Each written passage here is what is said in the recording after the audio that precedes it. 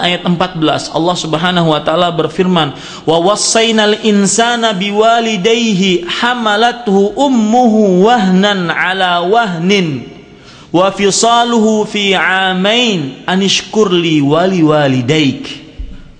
Dan kami wasiatkan kepada manusia untuk berbakti kepada kedua orang tuanya, yang mana ibunya telah mengandung dia wahnan ala wahnin, capek kemudian bertambah capek, wa fisaluhu fi 'amain, dan menyusuinya selama 2 tahun, setelah itu dihabiskan penyusuannya. Anishkurli wali walidayk, maka hendaknya kalian bersyukur kepadaku dan kepada kedua orang tua kamu. Ini para ikhwah sekalian dirahmati oleh Allah Subhanahu wa taala. Dalam ayat yang lain surat Al-Ahqaf ayat 15 Allah Subhanahu wa taala berfirman, "Wa wassaynal insana biwalidayhi ihsana hamalathu ummuhu kurhan wa wada'athu kurha." Surat Al-Ahqaf ayat 15. Dan kami wasiatkan kepada manusia untuk berbuat baik kepada kedua orang tuanya, yang mengandung dia, ibunya mengandung dia dalam keadaan payah, dan melahirkannya pun dalam keadaan payah.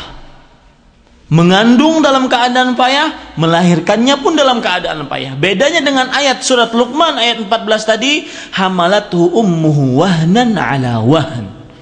Ibunya mengandungnya setelah dalam keadaan lemah, kemudian bertambah lemah. Karena asalnya mulai embrio, kemudian menjadi besar sampai sulit tidur. Tidur tidak bisa, dia dalam keadaan seperti ini, harus seperti ini, bernafas susah. Makanya Allah Subhanahu wa taala menyatakan wahnan ala wahnin. Semakin hari bertambah selama 9 bulan.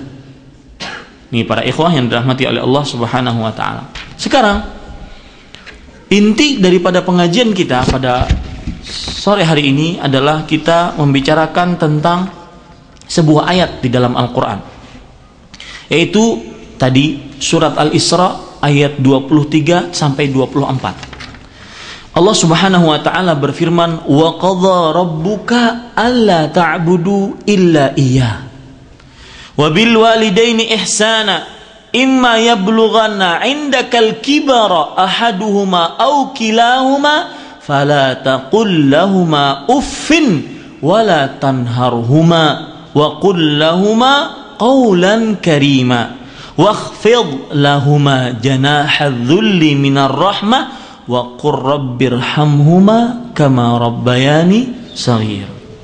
Artinya, dan Rabbmu telah memerintahkan kepadamu supaya kamu jangan menyembah kecuali kepadanya, dan hendaklah kamu berbuat baik pada ibu bapakmu dengan sebaik-baiknya. Imma yablughanna indakal kibara, jika salah seorang di antara keduanya atau kedua-duanya sampai berumur lanjut dalam pemeliharaanmu, ahaduhuma au kilahuma, fala taqul lahuma uffin, maka jangan sekali-kali kamu mengatakan kepada keduanya perkataan uf. Nanti saya akan jelaskan apa itu uf.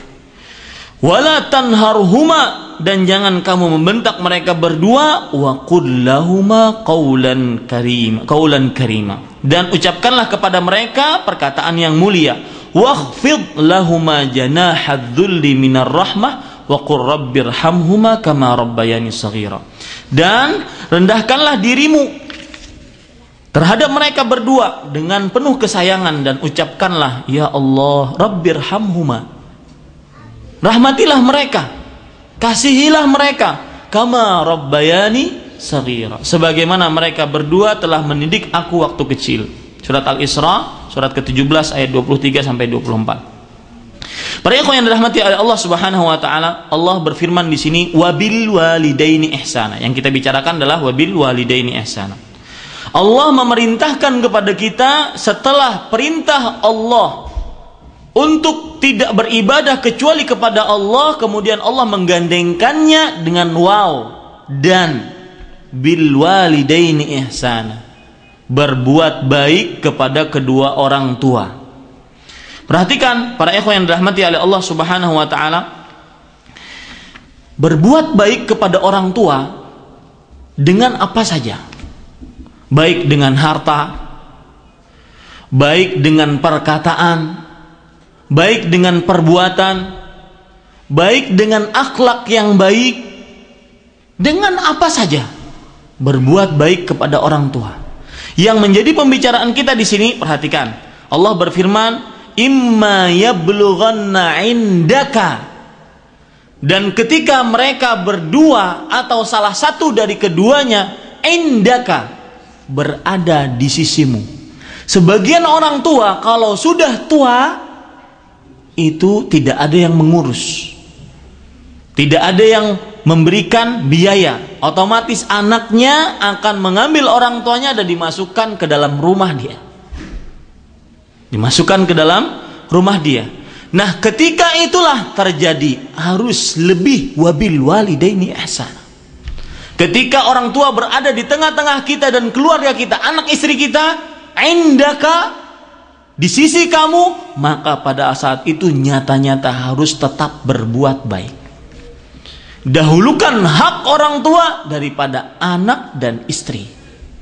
Dan istri semestinya harus berbakti kepada orang tua, kepada suaminya dengan cara bagaimana? Dengan cara dia menjadikan suami dia sebagai seorang anak yang pintar berbakti kepada kedua orang tuanya. Indaka. Makanya para ikhwan yang dirahmati oleh Allah Subhanahu wa taala, nanti saya akan sebutkan juga dalil-dalil yang menggugah seseorang, memotivasi seseorang untuk selalu ingin berbakti kepada kedua orang tua. Tapi para ikhwan sekalian dirahmati oleh Allah Subhanahu wa taala. Kemudian di ayat tadi surat Al-Isra ayat 23 sampai 24, Allah Subhanahu wa taala berfirman, "Fala taqul lahuma uffin." Kalau beliau hadir atau keduanya hadir di rumah kalian, maka satu peringatan Allah, jangan berkata-kata Sekarang apa perkataan Coba perhatikan. Ahli tafsir mengatakan, seperti misalkan Abu Raja Al-Ataridi, beliau mengatakan al-kalamul qadha' ar-radi al-khafi. Perkataan yang rendah, jelek dan samar. Jadi enggak keras dikatakan. Samar saja tidak boleh, pelan saja enggak boleh. Ya. Itu enggak boleh para ikhwah sekalian dirahmati oleh Allah Subhanahu wa taala. Makanya para ikhwah yang dirahmati oleh Allah Subhanahu wa taala, Imam Mujahid juga berkata, seorang ahli tafsir, kemudian beliau adalah muridnya dari Abdullah bin Abbas radhiyallahu anhuma, ahli tafsir di generasi para sahabat radhiyallahu anhuma, "Idza ra'aita minhuma fi hali syekh al-gha'it wal baul alladhi ra'yahu minka fi as-sighari fala taqdhirhuma wa taqulu uff." Kata Mujahid rahimahullah, kalau kamu melihat dari keduanya, kedua orang tua, dalam keadaan tua jompo, kencing dan juga buang air besar, karena biasa tua jompo kan kencing di lantai, kemudian buang air besar di kursi, di kasur, yang mana mereka juga pernah melihatmu ketika kamu lagi kecil, maka kamu jangan menjijikkan mereka dan jangan mengatakan perkataan Nih, para ikhwan yang dirahmati oleh Allah Subhanahu wa taala. Makanya Rasulullah sallallahu alaihi wasallam pernah bersabda dalam sebuah hadis dalam kitab Al-Firdaus bil Ma'thur Al-Khitab. Rasulullah sallallahu alaihi wasallam bersabda, hadis ini dari sahabat Husain bin Ali radhiyallahu anhuma, "Lau 'alimallahu 'azza wa jalla syai'an minal 'uquq adna min uffin la harramahu." Kalau seandainya Allah mengetahui, Allah Azza wa Jalla mengetahui sesuatu dari kedurhakaan, perkataan yang lebih rendah daripada maka Allah akan larang dan haramkan. Falyamalil 'aq ma sya' falan yadkhulal jannah wal ya'malil bar ma sya' an ya'mal fala yadkhulun nar. Maka silahkan orang yang berbuat durhaka kepada orang tuanya, kerjakan apa saja dengan orang tuamu, maka ingat dia tidak akan pernah masuk surga. Dan silahkan bikin apa saja, orang yang berbakti, anak yang berbakti kepada orang tuanya, bikin apa saja dari bakti-bakti kepada orang tuanya, maka dia tidak akan pernah masuk neraka. Nih para ikhwah yang dirahmati oleh Allah Subhanahu wa taala. Kemudian para ikhwah yang dirahmati oleh Allah Subhanahu wa taala, Allah Subhanahu wa taala menyatakan wa qul lahuma qaulan karima. Dan katakanlah kepada mereka berdua perkataan yang lembut. Perkataan yang apa? Yang lembut.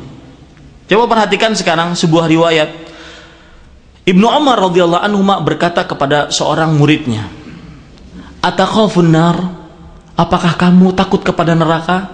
Antadkhulaha, kalau kamu dimasukkan ke dalamnya?" Kemudian sahabatnya mengatakan, "Na'am, saya takut."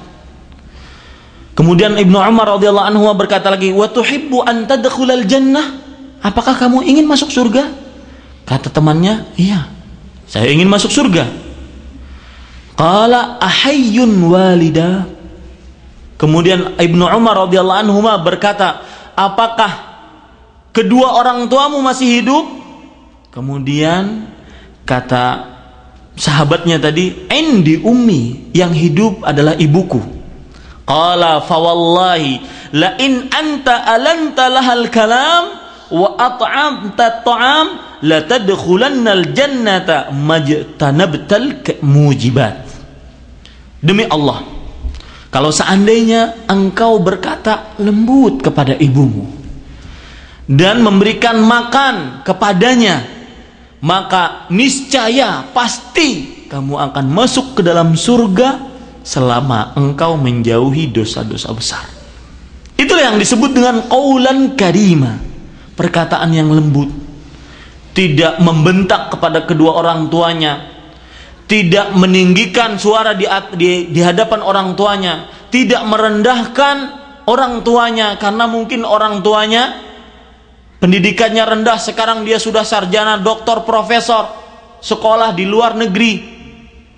Tidak, akan tetapi wa qul lahuma qaulan karima. Subhanallah, saya beberapa waktu yang lalu saya ada ziarah ke penjara, dakwah di sana. Kebetulan ada kajian, muhadharah juga kajian diisi oleh seorang syekh. Beliau bercerita, kata beliau, saya pernah terjadi di negara Arab Saudi sebuah kejadian menarik. Seorang laki-laki ini dimasukkan ke dalam penjara gara-gara hutang. Ternyata dia bukan yang berhutang, tetapi bapaknya yang berhutang. Bapaknya meninggal, kata dia, hutang bapak saya yang nanggung. Hutangnya antum tahu berapa? 630.000 real. Kata dia, saya yang nanggung hutang bapak saya. Nggak apa-apa saya masuk penjara. Masukkan ke dalam penjara, nggak bisa bayar. Didatangkan ke pengadilan, yang ada sama dia cuma 10.000 real. Kata hakim, kamu main-main, 630.000 bukan 10.000. Saya cuma punya ini. Tetapi biarkan saya masuk ke dalam penjara asalkan bapak saya rohnya bisa diterima oleh Allah Subhanahu wa taala dan tidak mempunyai hutang. Kemudian orang ini pun akhirnya kata hakim, saya beri waktu kamu 3 bulan cari duit. Ya hakim, saya 2 tahun kerja dapat 10.000. Gimana dapat 3 bulan dapat berapa? Kemudian hakim keluar kerja. Datang setelah bulan ketiga, datang bulan 4. Ini berapa di bawah? 20.000. 20.000. Kemudian kata hakim, 20.000, masih sisa 600.